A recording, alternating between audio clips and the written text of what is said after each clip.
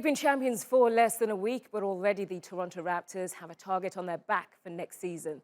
The Golden State Warriors want revenge. LeBron James is priming himself to get back to the finals, and finals MVP Kawhi Leonard may not even stay in Canada next year. Talha Duman takes us through what's next for the NBA. For the better half of a decade, winning an NBA championship has either meant being the Warriors or having to beat the Warriors.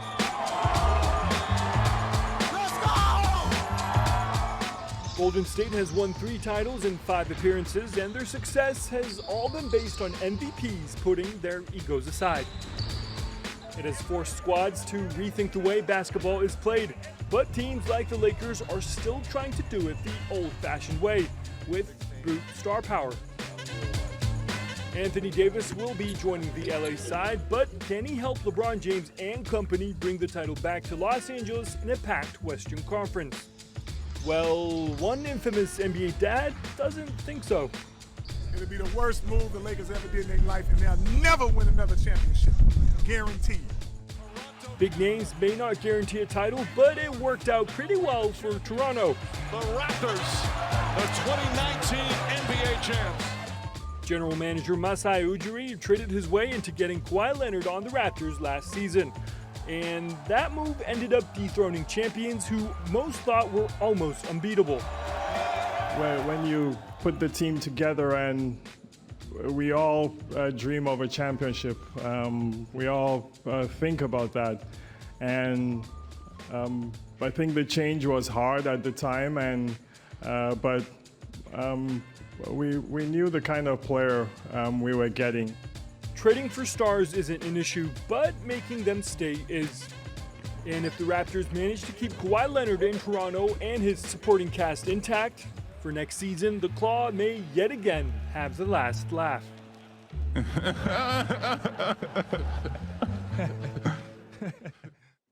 Right, I've got the gems that are Murat Murathanoglu and Kaan Kural joining me on set to talk about the season. Now, guys, I feel like there's a bit of history going on here because I've never actually spoken to you at the same time, so I'm very, very honoured that you're here today. But we've got to start with Kawhi Leonard becoming only the 3rd player in NBA history to win the Finals MVP award with 2 different teams. Kaan, I'll start with you. Just tell us how important he is and what kind of season he's had. Well, there are many great players in the NBA, but there are only a handful of difference makers. He's one of the premier difference makers in the game, but we've forgotten about him because most of the last year, he played only 9 games last year, and he was rehabilitating from an injury. But from a basketball perspective, on defense and on offense, he's such a great difference maker. And he's won the championships, but if we go back in the playoffs, looking back at the Philadelphia 76ers series, you've seen that he's such a player that can lift a team from the ashes to the top of the hill. I mean, especially in the Philadelphia 76ers series, he just won the series by himself, and he's proven once again that we might have forgotten in the last year, but once again he's proven that alone by himself he can be a difference maker. Well, Murat, as you just said, look, he's quite the leader, but he's also quite humble. He's not so flashy. He just gets on and he wins. I mean, can you tell us what you think of him? Well, like Kaan said, I think he's fantastic. I think part of his personality was shaped when he was with the Spurs because he had Tim Duncan as an example, a leader who doesn't speak much. He laughs rarely, but when he laughs, he really laughs. And I think that, he was under the radar over there, even though he was named Defensive Player of the Year twice and had won prior Finals MVP, because that's just the way the Spurs system is. It's Popovich's team. So now he took a risk.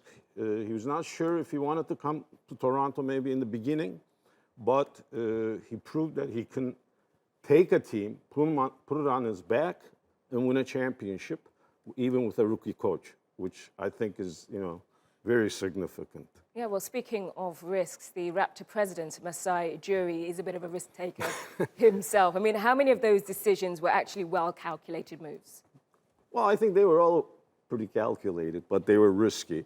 You have to start with Dwayne Casey before the Leonard trade. He fired the Coach of the Year last season, similar to what Joe Dumars did with Rick Carlisle and brought in Larry Brown. Leonard was a risk because Casey was the most successful coach in the history of the Raptors. DeRozan was the face of the franchise. So he got rid of both of them, brought in Leonard for at least one season.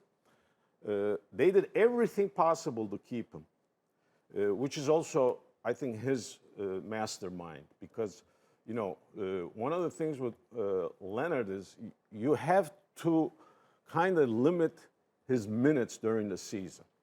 And he's the 97th, I think, in the NBA in minutes played this season. And they put him on a, you know, pedestal, and if he doesn't come back, like Van Vliet says, he doesn't come back. There's nothing else, you know, we can do. Gasol was a risk, 34-year-old who could option out. But I think they're all calculated. And you have to also look at the other part of it. He signed an undrafted Van Vliet, you know, excellent move. Picked Siakam with the 27th pick, excellent move. So it's not just, you know, the risks he took, it's also doing his job well. Okay, well, let's move on to the Warriors. And Kaan, I know that you really, really believed in them. Look, if they didn't have so many injuries, would they be on course, or would they have done the three-peat? Well, they were the favorites. We can never know if they could have won the championship, but they were the favorites. And But they wouldn't, like, deep down, you know they would have. Like, yeah, because, for example, the main injury was Kevin Durant. He only played 12 minutes in the series. And he made a difference in those 12 minutes, actually, 11 minutes, actually. But the problem is, he was the player that could match up with Kawhi Leonard. He's taller than Kawhi Leonard, and he plays the same position. So he could just at least neutralize Kawhi Leonard, and the other pieces could complete their jobs. But he was not the only injured player. Klay Thompson got injured. DeMarcus Cousins was playing injured. Andre Iguodala was playing injured. Stephen Curry had to hold such a burden. Kevin Looney was playing injured. Stephen Curry had to overcome such a burden, especially in the game 3. He played 45 minutes and he was exhausted. So they had a big handicap in this series, and they still managed to come out even. I mean, it's a 4-2 series, but the last game, it was one possession game in the last game. And if Kevin Durant played, if everybody was healthy, probably Golden State would be the heavy favorites. Everybody was thinking like that, but this is sports. It is. Well, that being said, there's a lot of questions about the Dubs' future. Like, is this the end of the dynasty? Let's listen to Draymond Green. Everybody thinks it's kind of end of us. That's just not smart. We're not done yet. You know, we lost this year. Clearly, just wasn't our year. You know, but it's how the cookie crumbles sometimes. But yeah, you know, I hear a lot of that noise. It's the end of a run and all that jazz. I don't see it happening though. We'll be back. Okay, so, Murat, what does the future look like for the Warriors right now? Is the dynasty over? I don't know. I mean, Durant could opt in for another year. I think 31 million. Yeah. He could option out and become a free agent. I think they would want to sign Klay to the maximum, not risk losing him. And if both of them stay, you have almost $80 million in street clothes for 8 months. You know, this is a big risk because the money those guys make don't leave too much for the rest of the players to have something built around Green and Curry. So a lot of tough decisions, but I think they will at least keep Thompson. I mean, that's... Okay, Kaan, you are the GM. What do you do? Well, those players, you just cannot find an equal value for them. For example, everybody expects Klay Thompson to come back 100%, even though he might lose a year. But in Durant's situation, it's a little bit more tricky because he might not come back as 100%, because the Achilles tendon injury is the only injury in the medicine now that players really get hampered afterwards. Nobody knows, but Kevin Durant is such a high-level player. Even if he comes back like 80%, 85%, he'll still be one of the premier players in the NBA. So you might just punt the 2019-2020 season and look forward to the next season. if I was the GM, I would take the risk. I would punt this season and look forward to the seasons next. Because Kevin Durant and Klay Thompson, even though they might be hampered by the injuries, still would make Golden State the premier team in the 4 or 5 seasons to come. But then the GM has to think what he's going to do with Draymond Green because his contract's up. Well, I'm not paying the luxury tax. I'm not paying the luxury tax. It's the owner's problem. Or go to the Wizards. Okay, just so you are not actually the GM, it was just a question. But yeah, they've got a lot of problems ahead. But we're going to move on to life after the NBA Finals. And over the weekend, the LA Lakers gave away almost everything to the New Orleans Pelicans. Now, the sole reason being to bring Anthony Davis to the West Coast and give LeBron James all the tools he needed to win a championship. But the LA side weren't the only team involved in the Brown sweepstakes, with the New York Knicks, Boston Celtics, and their inner city rivals, Clippers, all interested in Davis. But the Lakers' general manager, Rob Pelinka's offer was just too good to pass up. In exchange for Anthony Davis, the Lakers gave away Lonzo Ball, Brandon Ingram, Josh Hart, and 3 first-round draft picks. That includes this year's 4th overall selection. But despite the Lakers possibly giving away their future, LeBron James has been paired up with one of the most exciting power forwards in the league, and more stars could be ready to join. So guys, if we just use the Warriors as an example, look, they had star power, but they lacked depth when injuries hit. If you look in the same vein, the Lakers are doing the same thing. So are the Lakers giving away their future? Well, they're giving away their future, but they are gaining the present now. Immediately, they become championship favorites, at least championship contenders. The depth they can find with mid-level exceptions or like minimum contracts. The problem is providing the main core. And in his career, he's an illustrious career, LeBron James. But this is the first time that he has another star that he can play a two-man game play with. Because he had Dwayne Wade, he had Chris Bosh, he had Kyrie Irving beforehand. But those players were not eligible, suitable for two-man game. Now LeBron James and Anthony Davis would be probably the greatest two-man game ever that has ever played. And one more thing, Anthony Davis is a great player, but he needs someone to push him a little bit more because he only plays with his talents, not with his passion. So LeBron would push him a little bit further to achieve the greatest status. Okay, that leads me on to my next question. Do LeBron and Davis, do they need a third star? Well, NBA has become, as we saw with the Raptors, when an opportunity rises, you have to at least gamble on it. Toronto showed this. When LeBron moved to the West... Yeah, but not all gambles pay off, you know? They don't, but when LeBron moved to the West, it was like Jordan going to baseball for 2 seasons. You know, the opportunity was there, and Ujiri took the gamble. He won. Now, Lakers have to take a gamble because of the state the Warriors will be in next season. CP3 is not as good as he's going down slowly. So this is an opportunity. Yes, Anthony Davis trade gives away their whole future for the next 10, 15 seasons. But these are also the Lakers. It's an opportunity that they had to gamble on. Yes. Is it worth it for one championship, though? 1 or 2, maybe.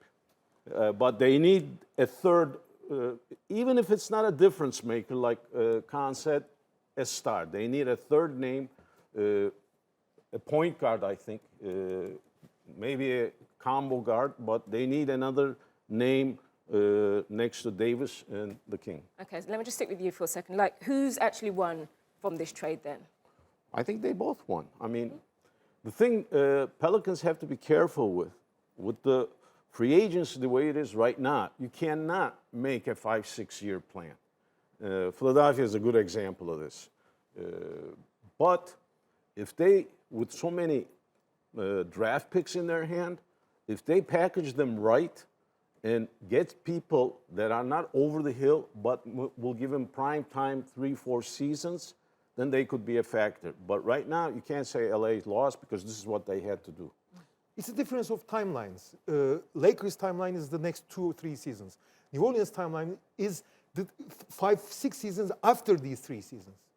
Okay, well, let's talk about the Boston Celtics with the chance of getting Davis absolutely gone and Kyrie Irving likely to leave. Would you say that they were the biggest losers out of this trade? Yeah, definitely. Yeah. I mean, after the trade for Paul Pierce and Kevin Garnett, that got them so many draft picks and so many young players. They were looked as the team for the future, but at the beginning of the season, they were the favorites to come out of the East. Now look where they are. Al Horford is getting older. Jason Tatum and Jaylen Brown didn't improve as much, and now Kyrie Irving is leaving. All their assets have been turned into pieces, but those pieces didn't pan out. But they still got a good core. Don't get me wrong. But they couldn't rise as much as they wanted, and of course they lost. Okay, well, who can they sign to fit into their side now? Well, the thing is, they can sign some players like Tobias Harris or Kemba Walker that are free agents and that are all-star level players. But all-star level players doesn't move the needle for them. The players like Anthony Davis, Kawhi Leonard, and Kyrie Irving, those are the players that move the needle, that can push you over the top. So I think they have to be patient now. They have to wait for their core to develop a little bit more and wait for another opportunity to sign a player that can make a difference. Okay, Murat, I'll give you the last question as well. Who do they sign? I agree with Kaan. They have to be very careful because did those players that Kaan mentioned, Tatum and Brown, did they stop improving because Kyrie Irving came? Now with Irving gone, because they could have been in the Davis trade, they did not want to include Tatum. You know, that was the big roadblock in the trade. So they have to see getting back to the NCAA type of atmosphere that they had prior to Irving coming. They have to get, in my opinion, someone to help Horford up front, first of all. Because Al Horford has never been what you call a rock. He's a very smart player, both on defense and offense, but they need to get him some help because he's also getting up in age. But they have to be very careful.